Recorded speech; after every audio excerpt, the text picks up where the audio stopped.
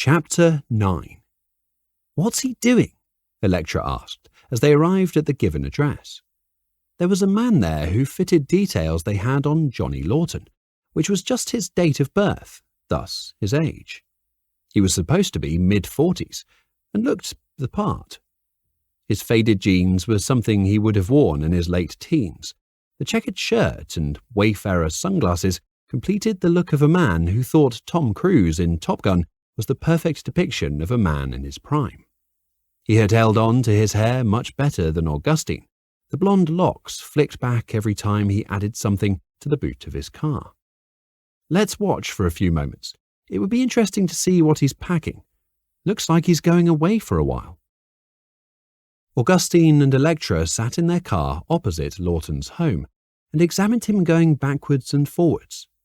He first went into the house and came out with a giant suitcase, the kind that you used to see all the time before budget airlines and restrictions in overhead lockers meant a trend to smaller and smaller cases that cost you nothing to take on holiday with you. Then the man they assumed was Johnny Lawton went to the garage and came out with a camping kit, small tent, stove, chair, blow-up bed, and a bag of other items. The realization that they didn't know for sure who the man was hit both of them at the same time. "Shall we go and see him?"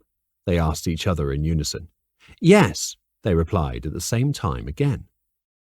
As they looked left and right before crossing the road, the pair of detectives assumed roles. Augustine was going to ask the questions this time. Electra took her pen and pad from her jacket pocket and prepared to make notes. "Johnny Lawton?" Augustine asked, flashing his badge in the same way he'd seen in the movies. It was awkward, but he needed to establish authority immediately. He'd seen the arrogance of one man so far that morning and wasn't willing to give another the chance to repeat. "Yes." There was no point in denying it. His registration plate said J20HNL. Not exactly bang to rights, but it wouldn't take much to put two and two together. "Looks like a long break." "Just going away for a while.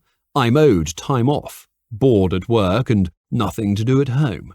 Why would the police come and ask me about a holiday? I've been on loads of them in the past and never had a call from the cops. We have a few questions to ask you. Where are you going?" "I'm going to where the weather suits my clothes." "Good answer. Where might that be?" "I was just going to head to Scotland for a little bit." "Know anyone there?" "Not yet, but I do tend to make friends easily." "Do you make enemies easily?" "Not unless they get on the wrong side of me." "Made any recently?" Augustine asked. "Not that I'm aware of." "Do you know a man called Mark McManus?"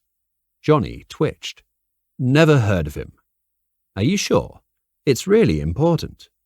"Nope. The name rings a bell, but I can't put a face to it. Should I know him?" "Well, seeing as you played golf with him yesterday, there's a good chance that you should know him, yes." "Oh, that Mark. I forgot his surname," Lawton replied, not fooling anyone. "Yes, that Mark McManus." "Yeah, I know him. We went to school together, lost touch for a while. He connected with me recently and asked for a game." "How's he doing?" Johnny asked, feeling regret over his actions the day before. Asking after him was part of the plan to relieve his guilt. He didn't know what else he had to do, but the feeling wasn't subsiding. "He's not. He's dead." "What the fuck?" "Found face down in the car park at the golf club last night. We're here to speak to you about that. Not about your holiday. Do you have anything enlightening to say?" "No," Johnny mumbled. "Johnny Lawton, I'm arresting you on suspicion of the murder of Mark McManus." Augustine continued to read his rights.